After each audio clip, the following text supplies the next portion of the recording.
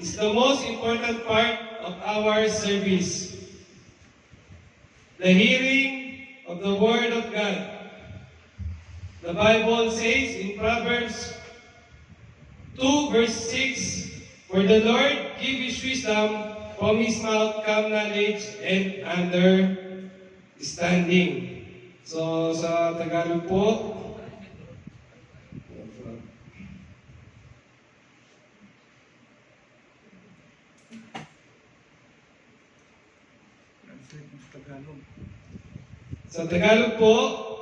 sapagkat ang Panginoon ay nagbibigay ng karunungan. Sa kanyang bibig nanggagaling ang kaalaman at kaunawaan. At sa James chapter 1 verse 22,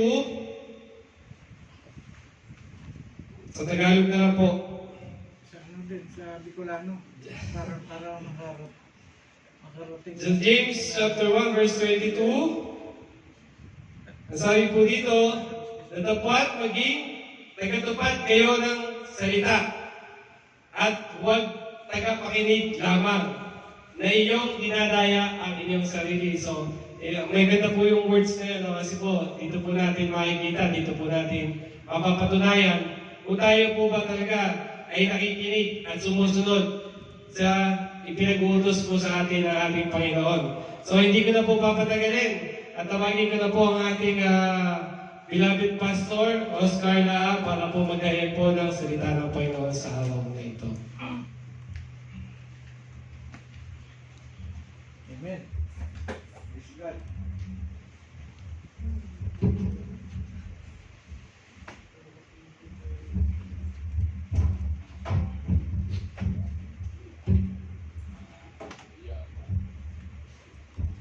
Praise the Lord. Hallelujah.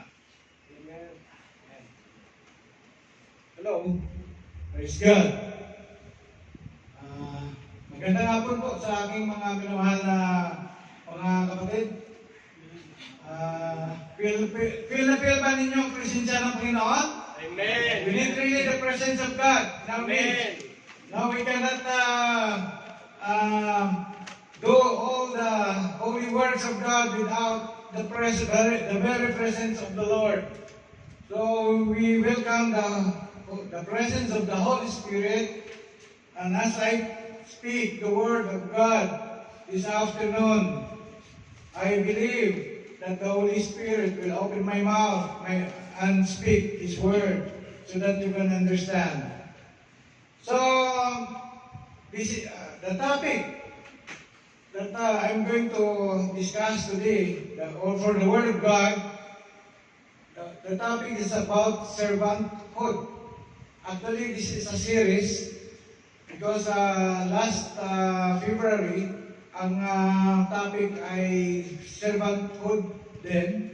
At ito po ay may pamagat na your labor in the Lord is not in vain. At ang ating text to that time is 1 Corinthians 15:58, no? Ang sabi nga doon, "Therefore, my dear brothers and sisters, stand firm, let nothing move you. Always give yourself wholly to the work of the Lord, because you know that your labor in the Lord is not in vain." And noong last April, sorry, kasi may ngayon, no? June pala ngayon. So, last month, ang topic ko naman po ay stewardship, no? It's the title is stewardship, and the topic is about servanthood pa rin. So, may series, no? Sabi doon sa Luke chapter 16 verse 10, sabi doon, "Whoever can be trusted in small matters can also be trusted in great ones. But whoever is dishonest in small matters will also be dishonest in great one." Ang sino man ang hindi mapagkatiwalaan dun sa maliit na bagay ay hindi mapagkatiwalaan kapag ito ay binigyan mo ng mas malaking responsibility, no? So, at ang mensahe ng Panginoon sa araw nito ay tungkol pa rin sa servanthood, no? At ito po ay pinamagatan kong Ang pamagat po ay serving God wholeheartedly. No? Sa Tagalog, paglilingkod sa Diyos ng buong puso. No? So, sa ibang in other words, no, sa English, serving God with all our heart, no? Serving God with all your heart or serving God with all our hearts. So, hindi kalahati, hindi one-fourth. No? Dapat paglingkod sa Diyos, buong puso. Hindi kalahati, hindi unos-unos, no? So, bago tayo pumalaot sa mensahe ng Panginoon, samahan muna ninyo ako sa maikling panalangin. Hallelujah, Panginoon. Heavenly Father, in the mighty name of your Son, our Lord and Savior Jesus Christ, and with the presence of the Holy Spirit, Lord, I lift up unto you, O God, the message that you are going to deliver to us, Lord, this afternoon. Lord, wala akong kakayanan na, Lord, sa sarili kong talino, sa sarili kong, Lord, capacity, I cannot successfully teach your people without the presence of the Holy Spirit. I rely in the power of the Holy Spirit, that the Holy Spirit will minister to us. The Holy Spirit will reveal to us, Lord, what you want us to learn today, O God.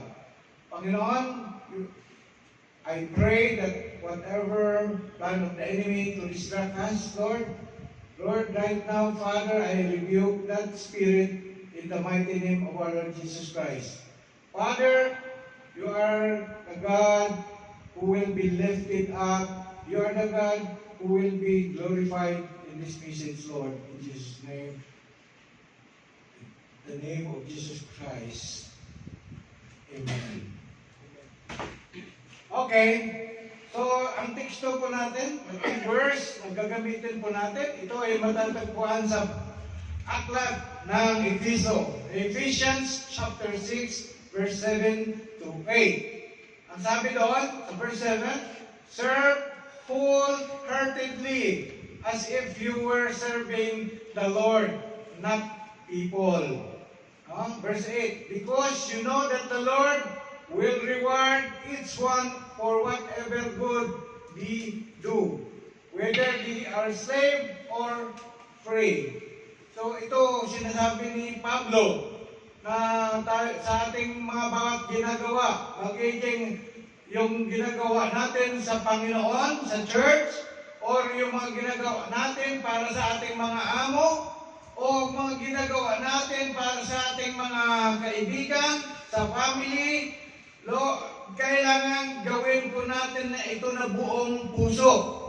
Na kapag may ginagawa tayong mabuti, iisipin po natin na ito po ay ginagawa natin hindi para i-please ang tao kundi para ma-please ang Panginoon.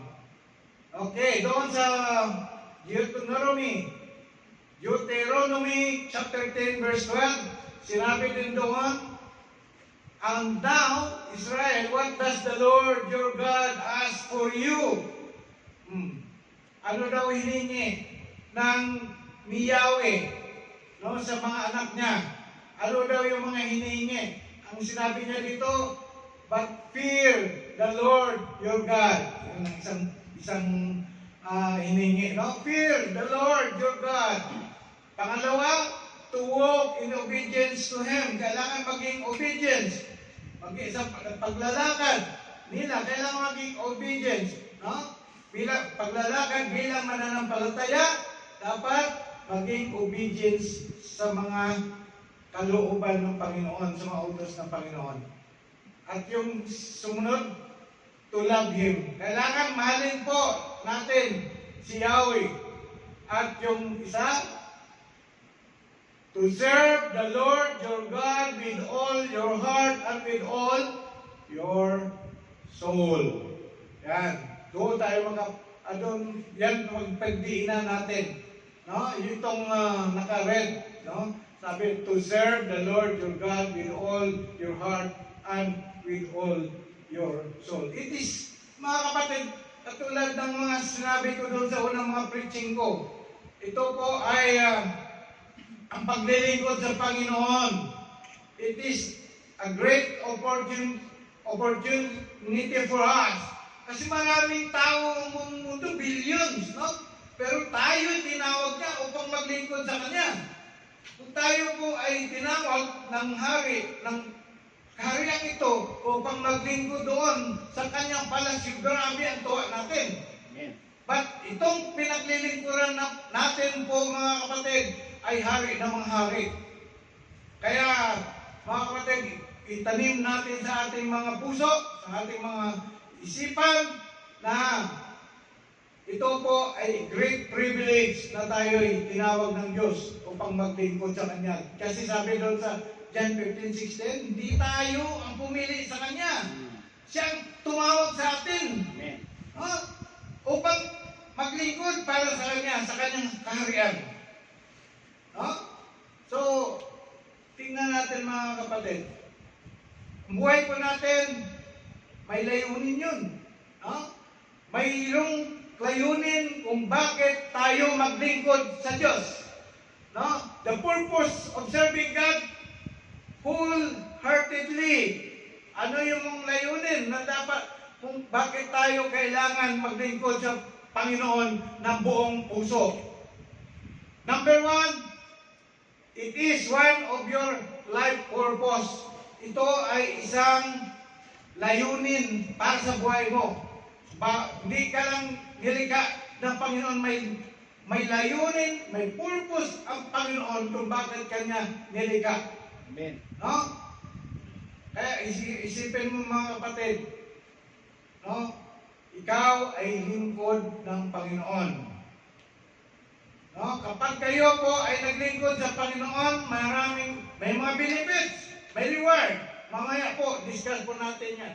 Sabi doon sa Mark chapter 8 verse 35, only those who threw away their lives for my sake and for the sake of the good news will ever know what it means to really live. Only those who threw away their lives for my sake. Parang tinapon niya ang buhay niya. Only those, sila lamang na parang tinapon nila ang buhay nila para for Christ's sake. Ang sabi nga doon, sabi niya, and for God's sake and for the sake of good news will ever know what it means really to live. So it is one of your life purpose. Okay. Number 2, it makes you more like Jesus. Diba? Ito yung palagi nating ini-exhort that our lives, being followers of Christ, we should aspire that we must live like Christ. Kasi sumunod niya tayo eh. Hindi pwedeng, alam niyo, kapag ikaw ay nag-aral ng karate, yung professor mo sa karate, ituturo niya yung kanyang kaalaman. So, gagayahin mo yung mga itinuro niya. Ganun din sa mga nagtuturo sa atin, sa mga eskwelahan natin. Although hindi natin makukuha ang lahat ng mga itinuturo, pero doon natin ginagaya. Yung mga idols natin, tulad ng mga sa paglalaro ng bilyar. Idol mo si Efren Reyes. So gagayahin mo rin yung gawin siya maglaro. Sa basketball, Michael Jordan, LeBron James. So, dito, ang ating, hindi natin idol. He is our God.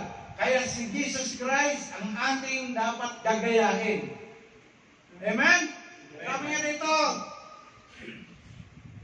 ano ba yung quality? Ano ba yung ginawa ni Jesus Christ? In Matthew chapter 20 verse 28, Sabi dito, it's about servanthood. No? Nagbigay siya ng example kung paano maging servant. Sabi doon sa verse 28 ng Matthew chapter 20, even the Son of Man came not to be served, but to serve others, and to give His life as a ransom for many. Yan. Hindi siya dumating, hindi siya pumunta dito sa lupa upang siya ay paglingkuran. Hindi siya parang hari na nakaupo lamang. No, nagpakumbaba siya, he humbled himself. No, siya ay pinanganak hindi sa hospital, hindi sa mamahaling hospital. No, siya ay pinanganak lamang sa sabsaban. No, mahirap. Actually, he is the King of Kings. He is the Lord of Lords. He is the Creator. No? Sabi na, if you don't learn how to serve others, you will never grow to spiritual maturity. In fact, you will be spiritual baby your entire life. So, ito ay, mga kapatid, kailangan ilagay natin sa puso natin, i-desire po natin na tayo ay maging katulad ng ating Panginoon. Because we are followers of Christ. Amen? Amen. Na tayo mayroon tayong puso na maglingkod. Heart of a servant. No? So, to serve God wholeheartedly. Number 3, it is one. No, it is the highest use of your time. No, hindi ibig sabihin kung tayo ay nagbibigay ng ating effort sa paglilingkod sa Panginoon, hindi natin inaksaya ang panahon. Hindi natin inaksaya yung panahon. Maraming mga bagay. No, kapag hindi tayo kapag ang tao ay hindi naglilingkod sa Panginoon sa ibang mga bagay na walang kabuluhan niya in-spend ang kanyang oras, ang kanyang time. No? Sabi nga doon sa Corinthians chapter 15:58, sino naka-memorize dito? Sino yung naka-memorize dito? Mga kapatid. 15:58. Oh. Yung paglilingkod mo ay hindi mo mawawala ng Simula na po na. Sige, magbigyan 5 real. Sige, birthday tatay. 15:58. Mga kapatid, ano sabi ni Pablo? Your labor in the Lord. Kompleto daw. Yeah, may Bible kayo, wala. Ay, basahin mo. Basahin mo na, para hindi ka na mahirapan. 1 Corinthians 15:58. Wala kang Bible. Pero tayo, Dapat mag-open yung Bible yun. No? Kaya Okay. nga, mga minamahal Yan.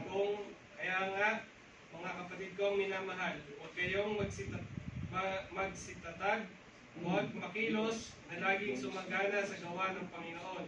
Yamang nalalaman ninyo na hindi o walang kabuluhan ang inyong gawa sa Panginoon. Yun. Pakan natin si Kuya, Ay, Kuya Brea. Velos. Okay. Yan, hindi niya memorize, binasa niya eh. Sabi ko,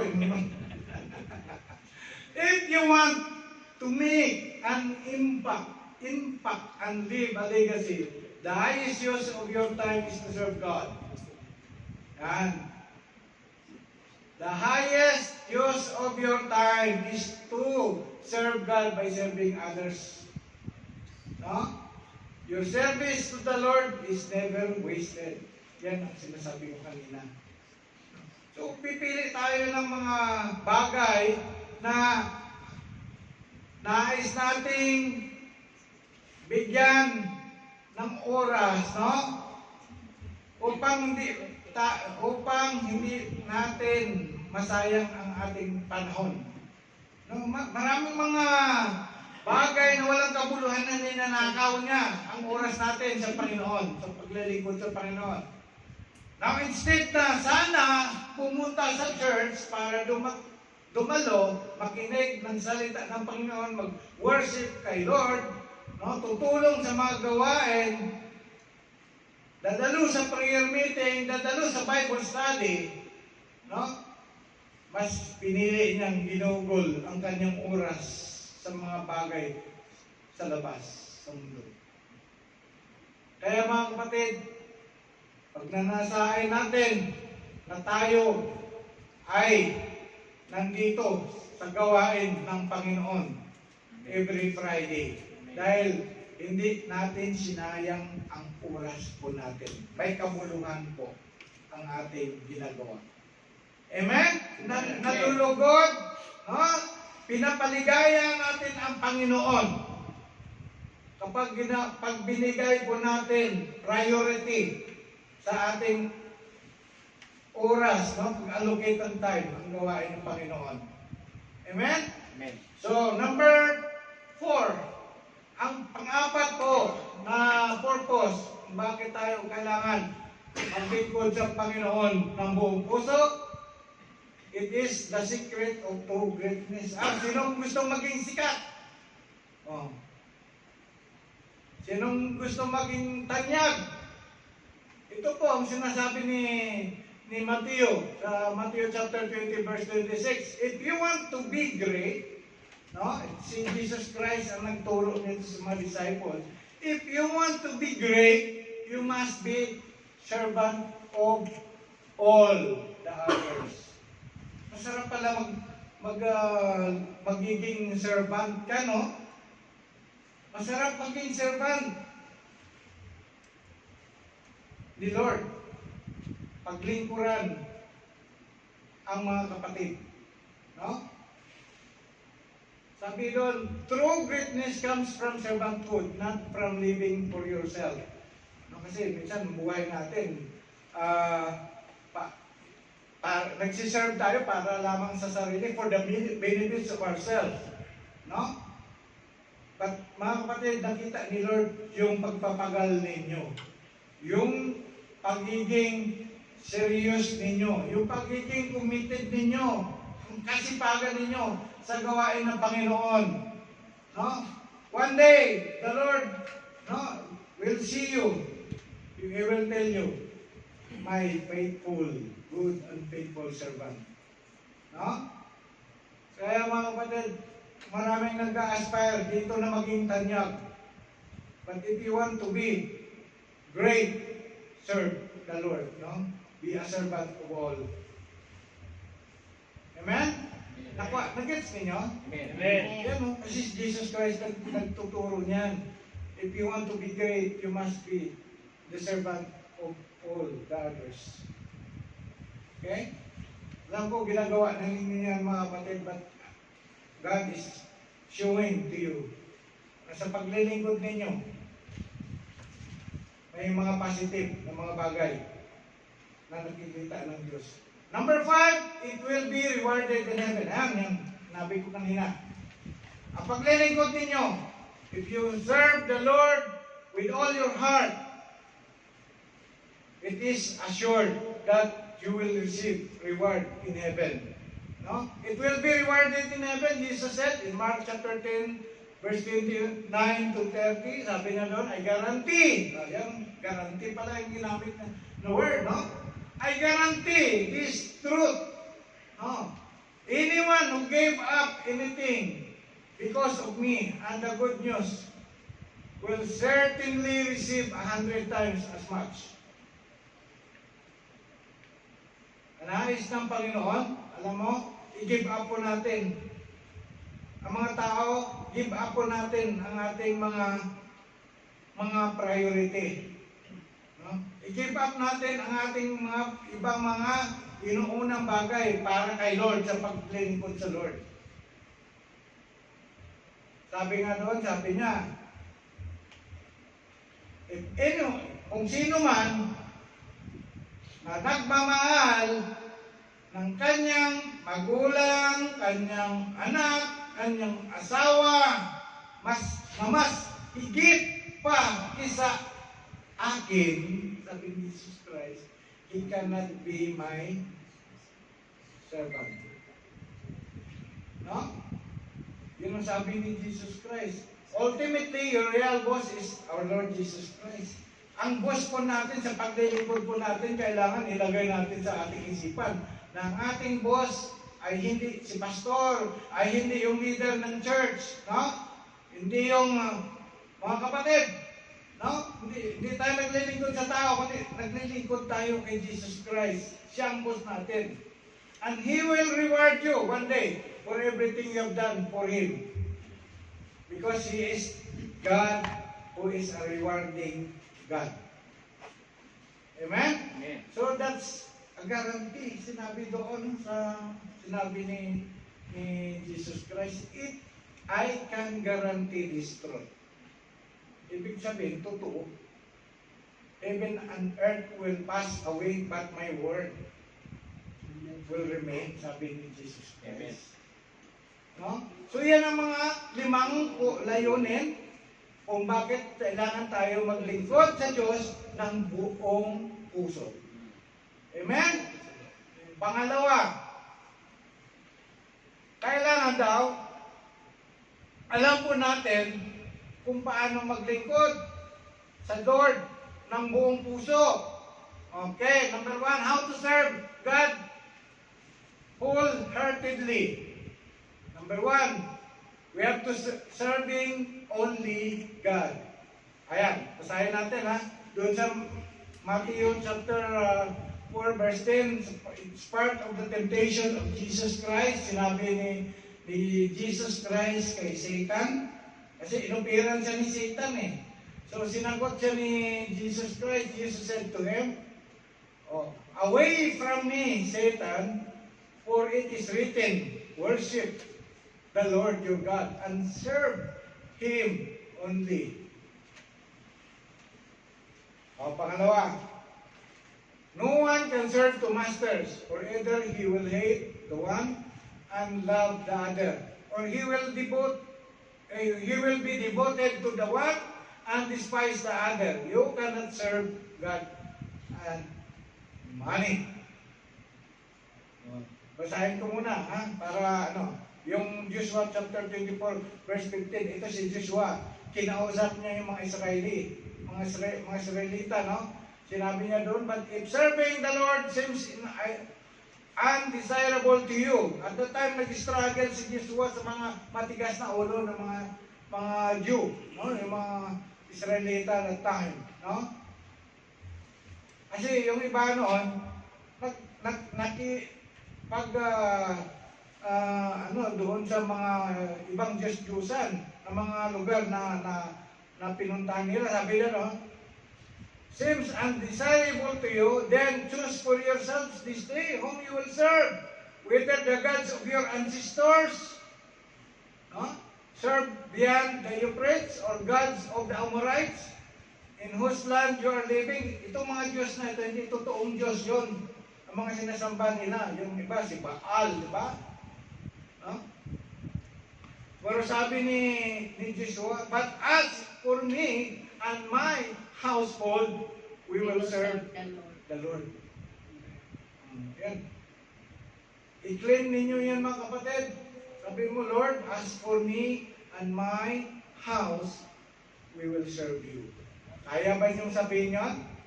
Ha? Pwede niyong sabihin kay Lord yun? Sige nga, sabihin niyo, Lord, as for me and my house, we will serve you. We will serve you. Yan ang hawakan ninyo. Magandang pagsulat kayo ng mga ganitong mga verses, ilagay mo sa loob ng bahay ninyo. No?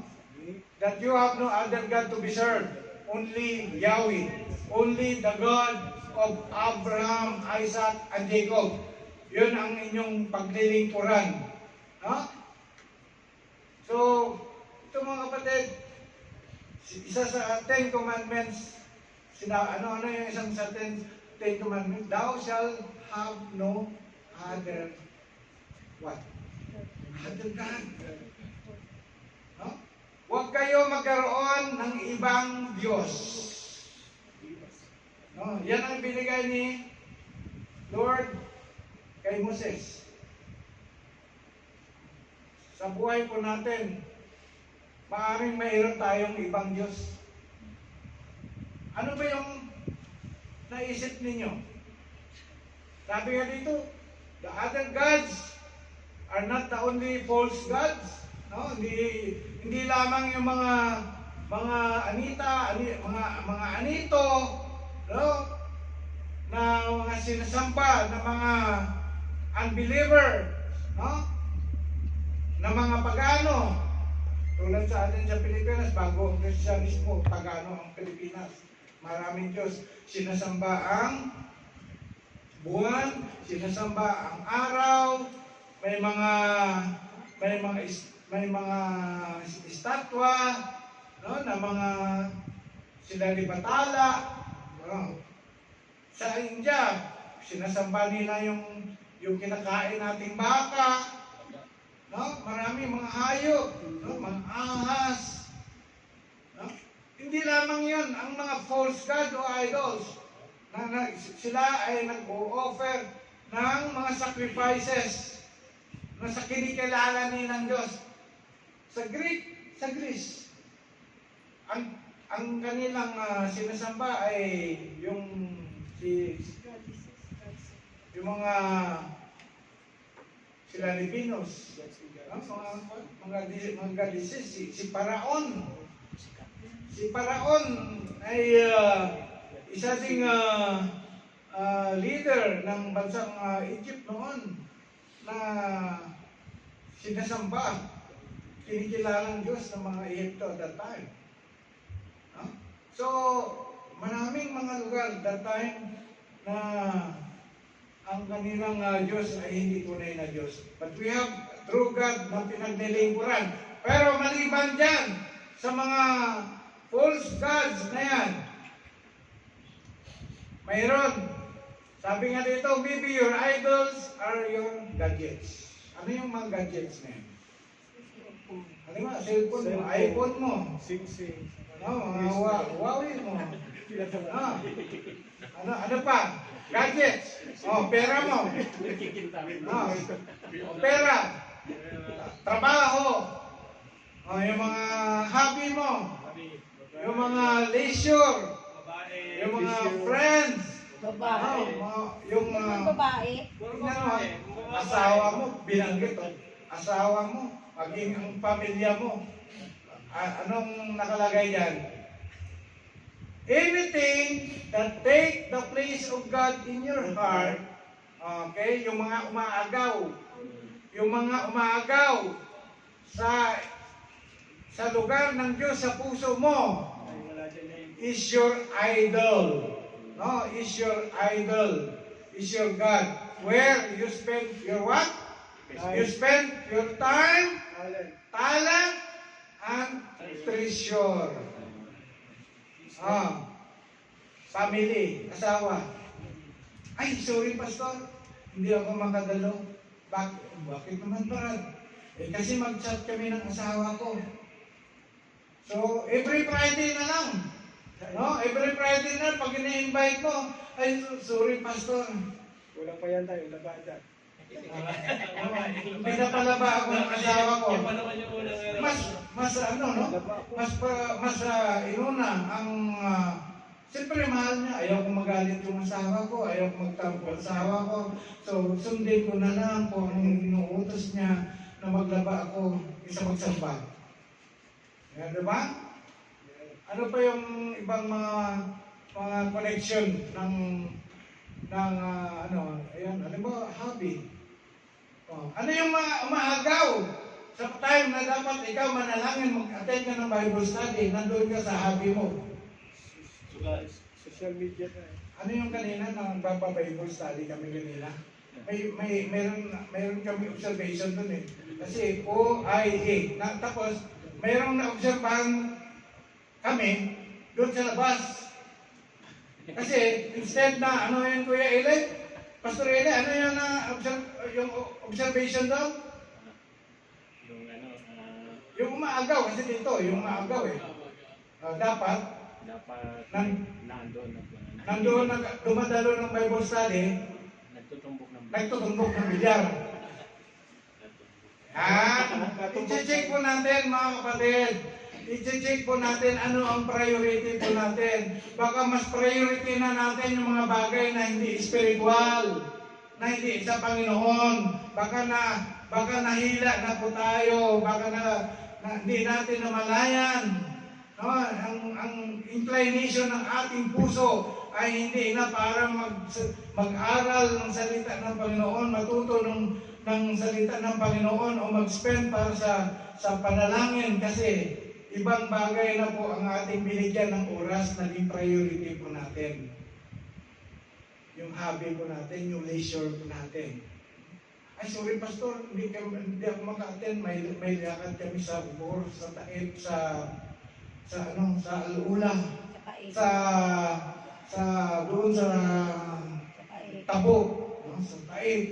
Sorry Pastor, every Friday na lang nag-over, no? Kailangan, alam po natin, mag-allocate tayo ng oras para sa Panginoon. Pag sa Panginoon, huwag na natin kukunin yun. Amen? Pag oras para sa Panginoon, para sa Bible study, huwag na natin kunin yun na magkukonflict. Amen? Otherwise, masumpungan po natin, hindi na ang ating sarili po ay sumasamba na po tayo sa modern idolatry. Amen? Yung Facebook na yan, yung YouTube na yan, yung movie na yan. Instead na totoo po yan, ako'y guilty din dyan mga kapatid. Real talk. Real talk mga kapatid. Ayaw ko maging hipokrito. Guilty din ako dyan. Na instead na mag-meditate ako, nandoon, nanonood ng result ng laro ni Ann at ni Luca. No? Nag-spend sa panonood ng laro ni Kyrie. No? At ni Tatum. Kita mo? Hindi ko kilala. Instead na sana na maging ano pa yung maayos pa yung aking presentation. Naagaw, no? Naagaw ng kalaban. Di nagpuyat para na matapos yung PowerPoint. Paano kasi game 1 ng NBA? Real talk mga kapatid. No? Kailangan po sa atin, no? I-check natin, baka yung ginagawa natin ay nananakaw na pala ng Diablo. Kasi sabi, the enemy comes to what? To destroy, to steal, to kill. Baka mamaya, nasa ini-steal na pala niya yung oras natin. Kapatid, everything is permissible, but not everything is beneficial. Binigyan, dito may basahin ko lang ha. May ano dito. Basahin ko. Sabi dito, pagdating sa pagsunod, sa paglilingkod sa Panginoon, ang karapatan, ang kapangyarihan at ang pribilehiyong magpasya ay iniwan sa ating mga kamay ng Diyos. Hindi tayo pinipilit o ginahapos na para mga alipin na gawin ang anumang ayaw nating gawin. Gayunpaman, pinapayuhan tayong gawin ito. No? Ang pagsunod, gawin itong pagsunod sa Kanya para sa ating sariling kapakanan. For our own benefits. Pinapayo na tayo ay sumunod sa Kanya. Kasi hindi niya tayo ginawa na parang robot. Binigyan niya tayo ng free will. So, binigyan niya tayo ng free will. Mamili, magsunod sa Kanya o hindi magsunod sa Kanya. Mahalin siya o hindi siya mahalin. Pero, kung sumunod tayo sa Kanya, may magandang resulta. Diba? Oh. Ngayon, ito tayo. Kailangan natin, sa paglilingkod sa Panginoon, siya lang ang Diyos na ating paglingkuran. Amen? Huwag natin paglingkuran ang anumang mga bagay. No? Yung mga idols natin. Okay, yun ang una.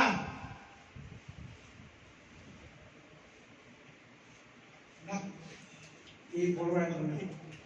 Wala na pati. Okay, next. Number 2. Serving God in sincerity and faithfulness. Ayan.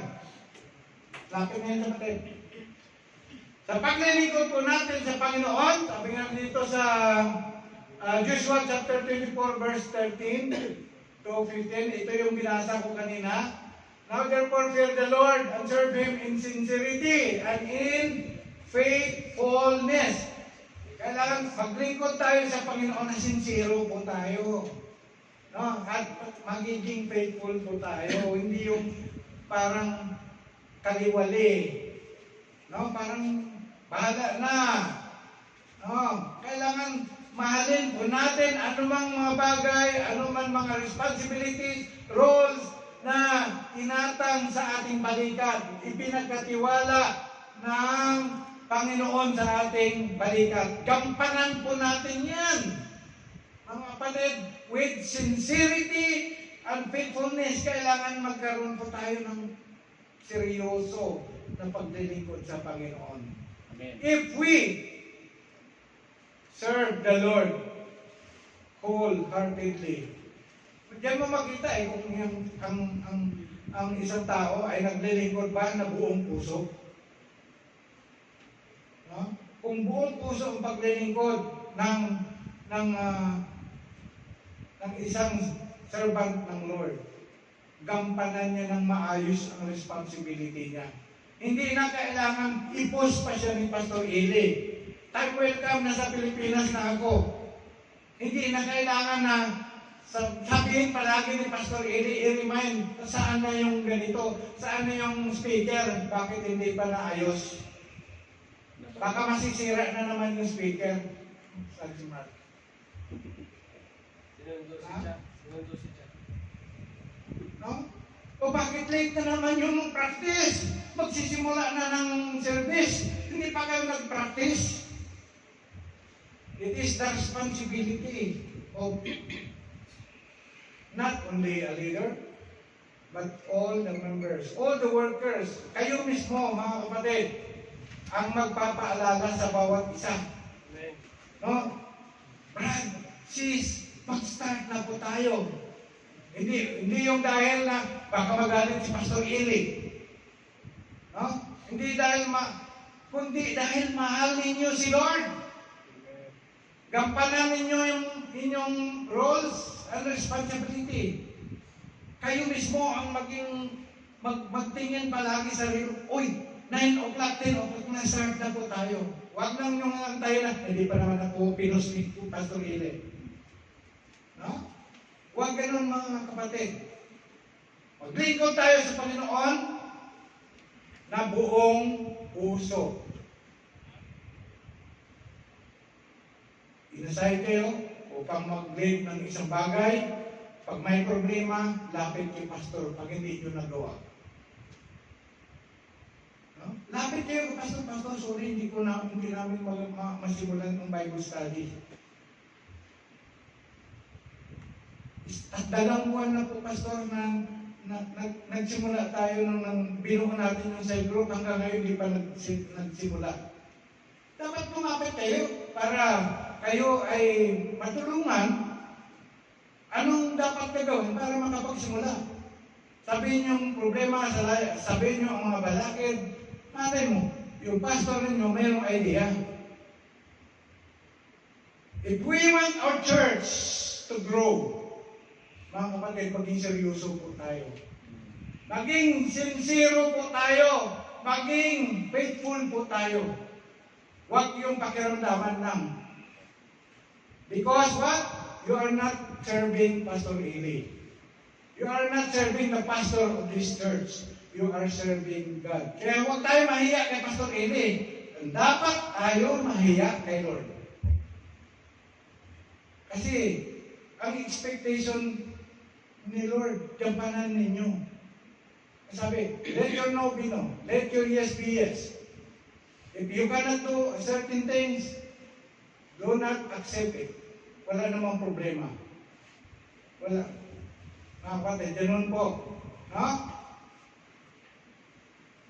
Ano sabi? Remember that God has chosen you. He has led you and He has fought Satan for your soul. Therefore, we will fear the Lord and serve Him in sincerity and faithfulness. Alam ko lahat tayo, nagde-desire, dumami tayo dito. Diba? Alam ko sa puso ninyo, mga kapatid, gusto ninyo, ang PCA po ay dumami ang kaluluwa. Maraming mga kapatid na sama-sama sumasamba kay Lord. Amen? Tama ba? Hindi. Amen. Sino bang gustong dumami tayo dito? Amen. Amen. Kailangan maging sincero tayo sa paglilingkod natin. Maglingkod tayo na buong puso, mga kapatid. Number 3, serving God boldly. Kailangan po magkaroon tayo ng tapang. Maglingkod tayo sa Panginoon na mayroong tapang. Ang mga nung panahon na napakahigpit pa ang lugar na ito, ako ay humahanga sa mga namumuno ng mga iglesia. Kasi tinaya nila buhay nila. Imagine kapag marid yung church na yan, kinukulong. No? Kinukulong, i-deport. Meron pa ng muntik ng puputan ng ulo sa Riyadh. Imagine, puro buong tapang nila na tinanggap yung kanilang responsibility bilang shepherd, no? Namumuno ng mga iglesia. Pero nga dito noon, pinasok ng matawa. Dito, pinasok tayong pulis dito. History po yan. Ang lahat ng mga pastor ng bawat iglesia noon, nagkaroon ng CID meeting. Dito ang meeting. No? Dito ang meeting. Tapos, may isang kapatid na naka-short, naka-luab. Santo. Diyan, sa labas, pagkwentuhan, dumaan ng pulis. Sinita ng pulis, pumasok. Ay di hinapon ng pulis, katok yung pulis. Nandito yung mga pastor noon. Ano ako nakita ko? Sa labas, wala ako sa loob. Nandun ako sa labas. Kaya nanalangin ka agad ako na ko, yari. Sabi ko, baka magkaroon ng raid. Nag-pray ako, Lord, bigyan mo ko ng tapang. Lord, huwag mo ako bigyan ng takot upang marapit to, bigyan mo ng wisdom. Paano to i-address? So, tumawag ako kay Kuya Bong. Si Kuya Bong, 1 week pa lang na nakalabas ng kulungan. Tinawagan ko siya, Kuya Bong, isuot mo ang sinuot ni Diego na santo at lumabas ka at ipigay mo ipakita mo yung pan mo, yung ikama mo. Sabi ni Kuya Bong, ako na naman. Ikakalabas lang ng kulungan. Si Kuya Bong, masunurin yan, ng kapatid. Alam mo, nagbihis. Diyan sa may kitchen, nagubad ng pantalon, nakabrick sa harap ni Ate Jenny. Baliwala, lumabas, pinigay. Tapos sabi ng pulis, lumapit na ako. Lumapit, ayaw niwala. Pada mapit kawil, pada tawil, kawil. Mababa daw siya. Pantat daw siya. Pero alam niyo mga kapatid, pinasok ko, sabi nagpumasok pulis. Sabi ko, salik, piakil na. Nakita niyo, umuusok doon sa likod, umuusok doon. Si Kuya Aris na doon, nag-iyaw ng manok na inasal. So, binigyan namin ng tinignan niya Sabi ko, piakil ba din. Sabi ko, taay sa akin. Tapos binigyan ko ng pinggan para sukran. Umalis. Hindi, walang alam-alam yung mga pastor dito. Hindi nila alam na pumasok na yung pulis. Mga kapatid, kailangan sa paglilingkod natin sa Panginoon, maging matapang po tayo. No? Sa panahon natin yan, maluwang na nga eh. Kita mo yung mga anniversary ng mga CIG. Malalaki yung mga lugar ng wala sa hotel. So, ibig sabihin, alam mo, kung walang guts, yung mga kapatid na mga naglilingkod, mga namumuno, hindi magkaroon ng mga ganong klaseng pagtitipon. No? So, dito sabi na, nakita natin, ihemplo na binigay ni dito, yung sa panahon ni Daniel, nung si Shadrach, Meshach, at Abednego, noong panahon na yun, alam po natin na pinag-iinitan po sila ng mga tauhan ni Nebukadnezar, no? Pinag-initan, no? Kaya gumawa sila ng paraan para ito mapahamak yung tatlong ito. Paggawa ng malaking revolto ni Nebukadnezar at nagbigay ng utos ng lahat ay mag-bow down doon sa revolto na yun. Pero nag-resist si yung tatlong ito. At nung nakausap na po nila si Nebukadnezar, anong sabi nila? Sabi nga, Shadrach, Meshach, and Abednego answered King Nebukadnezar. Sabi nila, your threat means nothing to us. Oh, tapang, no? If you throw us in the fire, the God we serve can rescue us from your roaring furnace. And anything else you might cook up, okay? But even if it doesn't, it won't make a bit of difference, okay?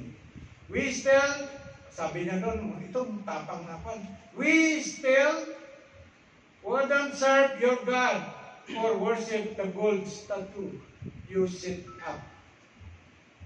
Dapat ganun, no? Ganong tapang. Huwag tayo matapang, maging matapang sa mga bagay na yung ginagawa ng makamutong lipunan.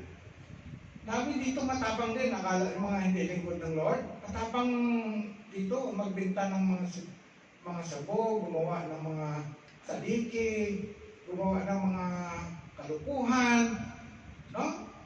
Marami dito. Pero pag sila ay nahuli, it's not honor for them. Sabi na, ay, may tatlong kababayan po, okay na. Ang pangalan ay si Joke. Ang pangalan ay si Jeep.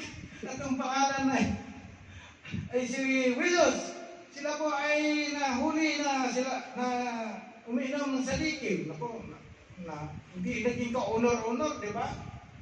Hindi naging ka-honor-honor. But, kung ikaw ay nahuli, may mga kababayan po tayo na niraid at kanilang church at sila po ay nahuli dahil sila po ay nagsasamba sa Diyos.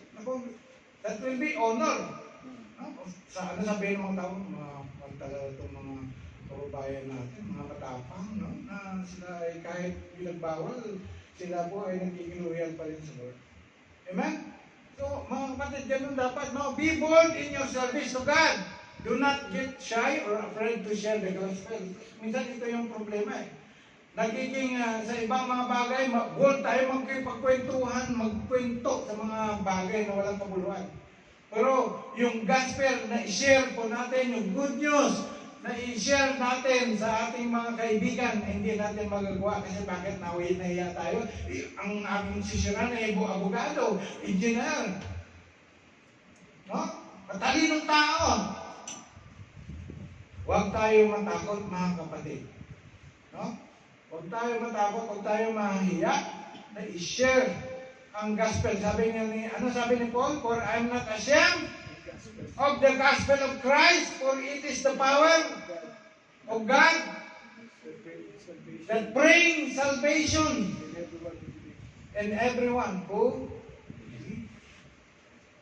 No? Dapat huwag tayo mahiya. Amen. We must have the boldness to share the gospel to our friends. Mga kapatid. Start it now, mga kapatid. No? Kailangan may word po tayo. Kaya nga, ganun na lang ang kulit ko na kayo po ay makapag-aral ng SOL 1, SOL 2 kasi equip kayo kung paano ka mag-evangelize.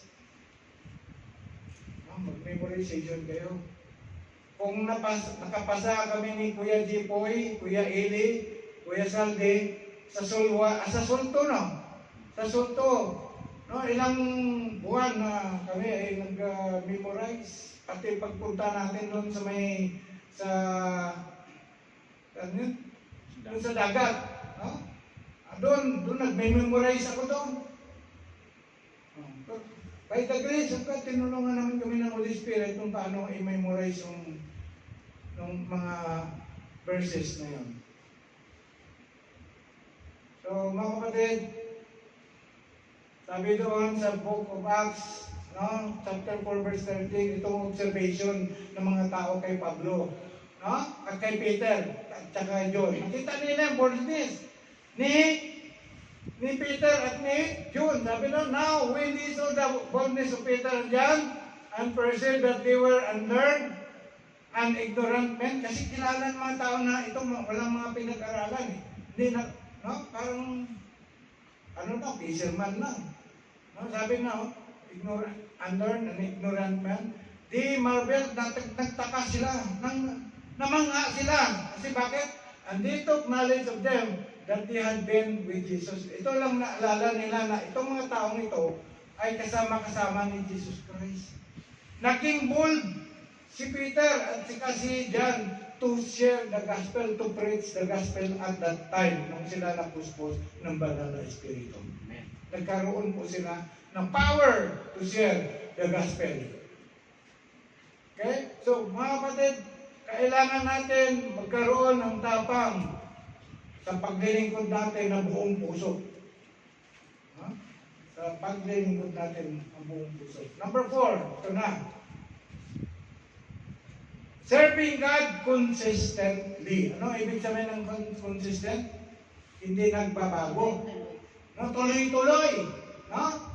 Ang sabi nga doon, no, sa Luke chapter 2 verse 37, and then when a widow until she was 84, she never left the temple but worshiped night and day, fasting and praying. Grabe naman tong yung widow na ito. No? Tayo kaya. Sabi dito, dapat nating matutunang paglingkuran ng Diyos anuman ang mga pagsubok. Yan o, to. Basahin ko na lang ha. Anumang mga pagsubok at kapigatian na maaring harapin ng ating buhay bilang mga sumulunod ni Kristo. Manatili na maglingkod sa Diyos kahit sa pinakamahirap na kalagayan natin. Kahit tayo ay nanalangin at hindi sinagot ng Diyos ang ating panalangin, dapat hindi magbabago ang ating pagmamahal at paglilingkod sa Kanya. Kasi maraming mga tao, mga kapatid o mga Kristiyano na nagbabago ang kanilang hindi tuloy-tuloy o hindi consistent ang kanilang paglilingkod kapag sila po ay nakaranas na ng mga problema, mabigat na problema. Natigil din. No? Natitigil din, nag-fade, nag-diminish, nanghina ang kanilang, nabawasan ang kanilang paglilingkod sa Lord nung sila po ay nakaranas ng matinding pagsubok sa buhay. Dapat tayo, kapatid, magiging consistent sa paglilingkod natin sa Lord. Kahit anumang mga problema na dinaanan natin, na naranasan natin, hindi dapat magbabago ang ating pagmamahal at paglilingkod kay Lord. Naranasan ko yan, mga kapatid. Nung ako po ay nakaranas ng matinding pagsubok sa buhay ko, instead na lumayo ako na yung katulad ng ginagawa ng iba na hindi na dumadalo, tumigil sa pagdadalo sa gawain ng Panginoon, sabi nila, Pagpahinga muna daw, hanapin ko muna sarili ko. Bakit? Nawala ba yung sarili mo? No? Mas lalo po tayong lalapit kay Lord kung tayo ay nakakaranas ng mga ganong mga mabigat na suliranin sa buhay. Kasi dapat tayo dumipindi sa Kanya. Without God, we cannot do anything. We cannot survive. We cannot surpass the troubles in life without God in our life. We should depend upon the power of God and trust in Him. Kailangan ang pananampalataya po natin pagtitiwala sa Lord na hindi mag-fail. No? Kung kilala po natin ang Panginoon ng mabuti. Kaya dito, sa patuloy ninyo na pakikinig ng salita ng Panginoon, mag-i-increase ang inyong pananampalataya. Because faith is coming by hearing and hearing the Word of God. Yung patuloy na narinig ninyo na mga encouragement, it will increase your faith and your trust at lalo pa makilala ninyo ang Panginoon. Kahit ano mangyayari, pagsubok sa buhay nyo, maging katulad kayo ni Job. Kahit anong mga naranasan niya, patuloy ang pagiging loyal niya kay Lord. Hindi siya lumayo sa presensya ng Panginoon. Ganun din nais ng Panginoon sa atin, sa inyo lahat mga kapatid. Nais ng Panginoon, maging consistent po tayo sa ating pagmamahal sa Kanya. Hanapin natin siya palagi. Magpatuloy tayo sa pagdalo ng gawain ng Panginoon every Friday. Dahil mahal po natin siya. Love the Lord your God with all your heart, with all your soul, with all your mind and strength. Nais ng Panginoon. Kasi mahal niya tayo eh. Pinakita na niya sa atin kung paano niya tayo minahal. So dapat mga kapatid, mahalin din natin po siya. Hanapin po natin siya palagi. Dalo po tayo palagi ng gawain niya upang siya ay sambahin. Nag-gets din yung mga kapatid? Ha? Amen. Sabi doon sa Revelation chapter 7 verse 15 to 16, sabi doon, for this reason they are before the throne of God, and we serve Him day and night in His temple. And He who sits on the throne will spread His tabernacle over them. Ibig sabihin, He will spread His presence over them. We are the tabernacle of God. Tabernacle of God is the place of the meeting of God. We are from the Tabernacle Christian Fellowship, and we should know that the presence of God, mga kapatid, is with us. Amen? Yan ang hanapin po natin na ang presensya ng Panginoon palagi sa buhay natin. Kahit anong mangyari, kahit anong mga pagsubok na maranasan po natin, nananatili tayong nakatayo na matibay. Nakasandal sa pader. Ang pader po natin ang Panginoon. Amen? Amen. Katulad ng sinabi ko kanina mga kapatid, tayo ay naglilingkod sa Panginoon ng buong puso.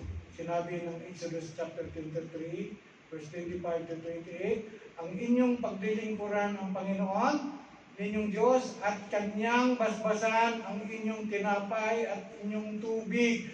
Aking aalisin ang sakit sa gitna mo. Walang babaeng makukunan o maging baog man sa inyong lupain. Ang bilang ng inyong mga araw aking lulubusin. Aking susuguin ang sindak sa unahan mo at aking liligaligin ang buong bayan na inyong paroroonan. Aking talikurin sa iyo ang lahat ng iyong mga kaaway. Tatalikod ang inyong kaaway. At aking susuguin ang mga putakti sa unahan mo na magpapalaya sa iyo, sa Kanaiyo at sa Hitiyo, sa harap mo. We are spiritual Israelite, mga kapatid. And the promise of God is not only in the Israelite, in the Israel, but the promise of God is with us. For through our Lord Jesus Christ. This is the reward na matatanggap natin if we are serving the Lord wholeheartedly. No? He will bless your bread, yung kanina, Tagalog yun, and water. He will take away sickness from your midst. There will be no miscarriage. There will be no barrenness. There will be no premature death. You will have long life. Your enemy will turn away from you. Conclusion. When you serve God wholeheartedly, surely you will receive blessing from Him. Since you know that you will receive an inheritance from the Lord as a reward, it is the Lord Christ you are serving. That's the message of the Lord. Amen. Palakpakan natin ang Lord. So we proceed to the Lord's Suffering. Lord's Supper, sorry, not suffering. Holy Communion. So tayo po ay nasa First Friday ba? Ngayon? Meron ba tayong elemento?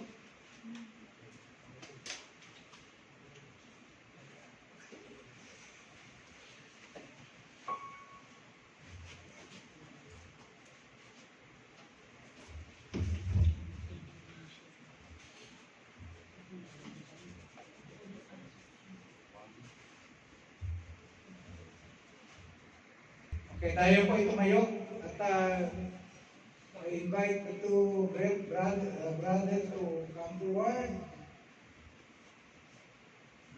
Tayo po ay makinig muna bago tayo sumali o tumahok sa Lord's Supper. Sabi dito, therefore, whoever eats this bread or drink this cup of the Lord in unworthy manner will be guilty of the body and the blood of the Lord. But let a man examine himself, and so let him eat of the bread and drink the cup. Okay, mga kapatid, bago tayo mag-partake, pumikit muna tayo at baka may mga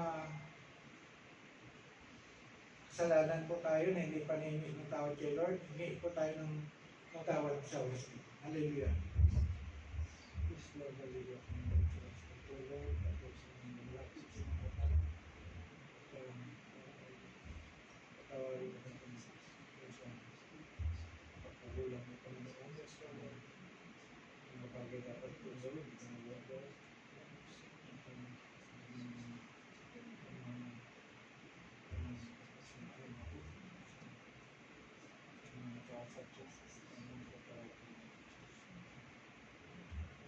Tayo po, taas po natin ang ating bread, which represent for the body of Christ. For I received from the Lord, which I also delivered to you, that the Lord Jesus on the night in which He was betrayed took bread. Yes, hallelujah. Lord, kami po, Panginoon, ay narito, Panginoon, upang pakilain, Panginoon, iyong pangalan. Lord, ang pinapay nito, Panginoon, Lord God, ay aming tinataas.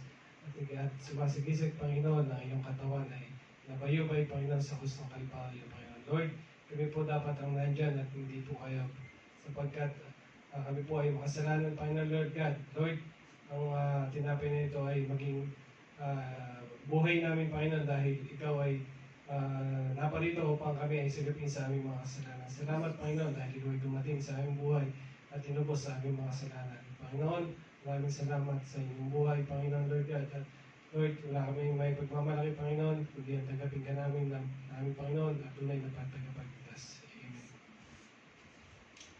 And when He had given thanks, He broke it and said, take it, this is my body, which is broken for you. Do this in remembrance of me. So, sabay-sabay po natin kayo.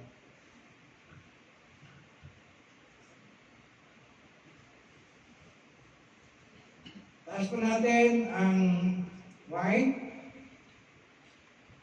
In the same manner, he also took the cup after supper, saying, Hallelujah, Lord. Lord, maraming salamat po muli ay pinaalala niyo po sa amin, Lord God, ang pagtubos niyo po, Lord God, sa aming mga kasalanan sa krus ng Kalbaryo, Lord God. Lord, ang elementong ito po, Lord God, ay sumisimbolong inyong dugo, Lord God, sa pagkakabayubay, Lord, sa krus ng Kalbaryo, pagtigis ng inyong dugo, Lord God. Lord, pagpalain niyo po kami, Lord God, at na muli ay naalala namin, Lord God, ang inyong pagtubos sa aming mga kasalanan, Lord God. Maraming salamat po, Lord God. In Jesus' name, Amen. This cup is the new covenant in my blood. These do as often as you drink it in remembrance of me. Sabay mo natin. Amen.